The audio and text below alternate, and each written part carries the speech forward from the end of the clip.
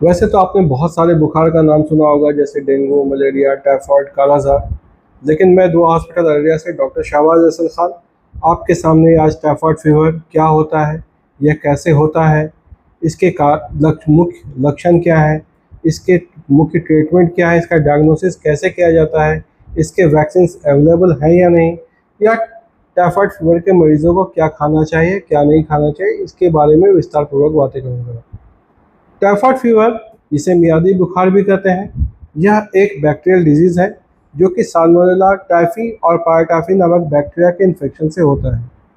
हर साल करीब 2 करोड़ 10 लाख लोग पूरे संसार में टाइफाइड फीवर से इन्फेक्टेड होते हैं, जिसमें से करीब 2 लाख लोगों की डेथ भी हो जाती है। इसका मुख्य कारण क्या है? टाइफाइड फीवर के फैलने के मुख्य कारण क्या है? टाइफाइड फीवर मुख्यतः वैसे दूषित खाना या दूषित पानी जिसमें कि साल्मोनेला बैक्टीरिया प्रेजेंट रहता है, उसके इस्तेमाल से होता है। जब हम लोग दूषित खाना या दूषित पानी का इस्तेमाल करते हैं, तो यह खाना या पानी हमारे मुंह से होते हुए पेट में आता है और वहां से इंटेस्टाइन में जाता है। इंटेस्टाइन में पहुंचने के बाद यह बैक्टीरिया मल्टीपल नंबर्स में ग्रो करता है और फिर वहाँ से लिम्फ नोड या ब्लड के ज़रिए शरीर के दूसरे पार्ट में पहुँचता है। अब टाइफाइड फीवर के मेन लक्षण क्या हैं, मेन सिम्टम्स क्या हैं? मुख्य लक्षण: पहले हफ्ते में बुखार आना, सूखी खांसी होना, ठंड के साथ बुखार आना, सर दर्द, बदन हाथ में दर्द, यह मुख्य लक्षण होता है। टाइफाइड का फीवर एक स्पेसिफिक पैटर्न को फॉलो करता है जिसे स्टेप लैडर पैटर्न कहते हैं। इसमें धीरे धीरे बॉडी का टेम्परेचर बढ़ता है। फर्स्ट डे टेम्परेचर सुबह से लेकर के शाम तक बढ़ता है। शाम में एक प्लेटू लेवल पे आने के बाद कांस्टेंट हो जाता है। फिर नेक्स्ट मॉर्निंग से फिर से ये बढ़ना स्टार्ट होता है सुबह से शाम तक। फिर शाम में 3 से 4 घंटे या 5 घंटे के लिए प्लेटू लेवल पे कांस्टेंट रहता है। फिर नेक्स्ट मॉर्निंग से फिर से राइज करना स्टार्ट होता है। क्योंकि यह फीवर स्टेप वाइज बढ़ता है, इसलिए इसको स्टेप लैडर पैटर्न भी कहते हैं। इसके मुख्य लक्षण में रिलेटिव ब्रैडिकार्डिया होता है। रिलेटिव ब्रैडिकार्डिया क्या होता है? रिलेटिव ब्रैडिकार्डिया हर 1 डिग्री सेंटीग्रेड पे या 1.8 डिग्री फ़ारेनहाइट से जब बॉडी टेम्परेचर इंक्रीज करता है तो हार्ट रेट या पल्स रेट 7 से 12 बार बढ़ता है।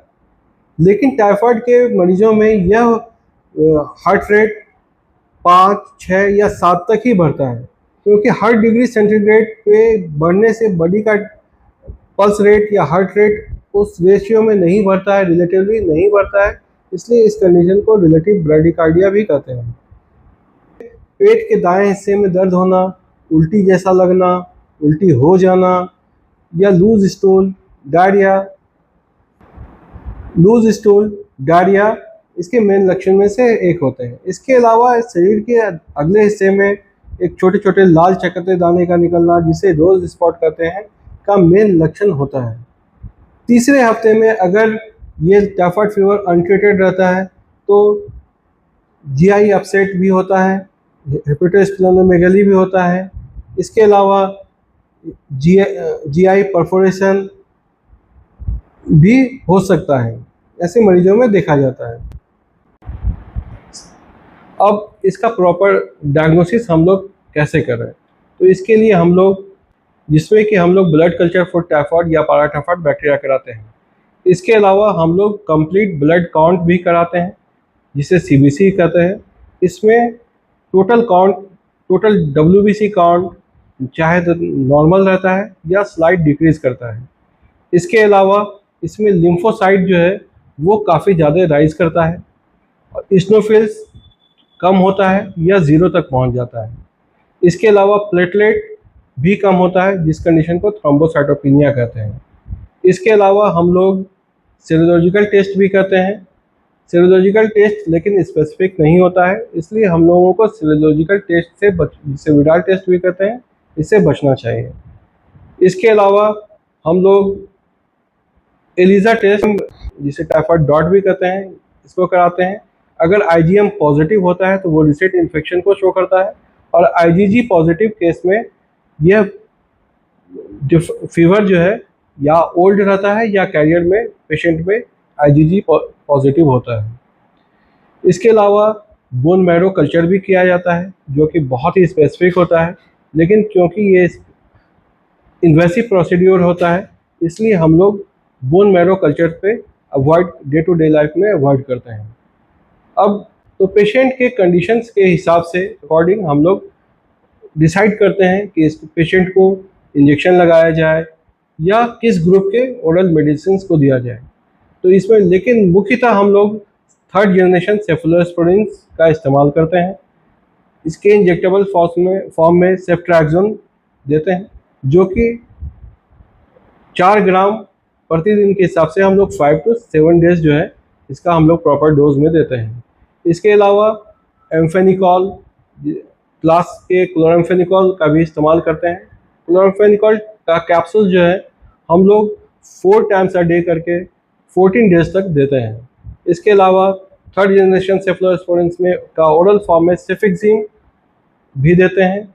इसके अलावा हम लोग मैक्रोलाइड्स ग्रुप के लिए जिथ्रोमाइसिन टैबलेट का इस्तेमाल करते हैं या फ्लोरोक्विनोलॉन्स ग्रुप के मेडिसिन को जिसमें सिप्रोफ्लोक्सासिन, लिवोफ्लोक्सासिन है, ये सब इस्तेमाल हम लोग करते हैं। अब हम लोगों को देखना है कि इसके वैक्सीन्स अवेलेबल हैं या नहीं। तो मार्केट में ओरल वैक्सीन्स भी अवेलेबल हैं, इंजेक्टेबल फॉर्म में भी वैक्सीन्स अवेलेबल हैं।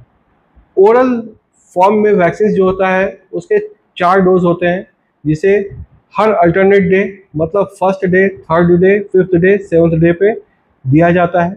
इसका बूस्टर डोज फिफ्थ हर 5 साल पे लेना चाहिए, जिससे कि हम लोग टाइफाइड से के फीवर से सुरक्षित रह सकते हैं। इसके अलावा इंजेक्शन फॉर्म में 2 इंजेक्शन आता है, वैक्सीन आते हैं जो कि पॉलीसैकेराइड वैक्सीन होते हैं और कंजुगेट वैक्सीन होते हैं। लेकिन पॉलीसैकेराइड वैक्सीन को 2 साल के बच्चे से लेकर के हम लोग एडल्ट पेशेंट तक में दिया जाता है। और लेकिन कंजुगेट वैक्सीन जो होता है वो हम लोग 6 मंथ से लेकर के किसी भी एज ग्रुप में के पेशेंट को में देते हैं। और इसका बूस्टर डोज हर तीसरे साल पे लिया जाता है। अगर आप टाइफाइड के एंडेमिक जोन में हैं तो पहला डोज लगाने के बाद हर तीसरे साल पे हम लोगों को इंजेक्शन या ओरल डोज का बूस्टर डोज ज़रूर लेना चाहिए।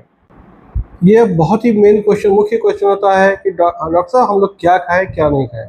तो टाइफाइड के मरीजों को सिंपल घर का बना हुआ खाना जैसे खिचड़ी, दलिया, बॉइल्ड चावल या बॉइल्ड मैश पोटैटो, हरी सब्जी का इस्तेमाल करना चाहिए। टाइफाइड के मरीजों में फ्लूइड का भी लॉस बहुत ज़्यादा होता है। हर 1 डिग्री सेंटीग्रेड या 1.8 डिग्री फ़ारेनहाइट के जब बॉडी टेम्परेचर राइज करता है तो इस पे 25 ml पर kg body weight per day के हिसाब से फ्लूइड का लॉस होता है। अगर कोई भी इंडिविजुअल अगर 60 kg का है तो उसमें करीब 150 ml फ्लूइड का लॉस होता है। अगर यह फीवर अगर 2 डिग्री सेंटीग्रेड या 3.6 डिग्री फ़ारेनहाइट से टेम्परेचर बढ़ता है तो इस पे अप्रॉक्सीमेटली 325 ml से लेकर 350 ml फ्लूइड का एक्स्ट्रा लॉस बॉडी से होता है। तो टाइफाइड के मरीजों को फ्लूइड एडिक्वेट अमाउंट में लेना चाहिए। फ्लूइड का मतलब सिर्फ पानी से नहीं होता है, पानी के साथ ORS मिला करके पिएं। अगर ORS अवेलेबल नहीं है तो होममेड ORS बनाएं। होममेड ORS बनाने के लिए 1 लीटर पानी में 6 चम्मच चीनी और आधा चम्मच नमक मिला करके छोटे छोटे अमाउंट में लेना चाहिए। इसके अलावा हम लोग फ्रूट्स में फ्रूट जूसेस, छाछ, नारियल पानी, इन सबों का इस्तेमाल प्रॉपर अमाउंट में करना चाहिए।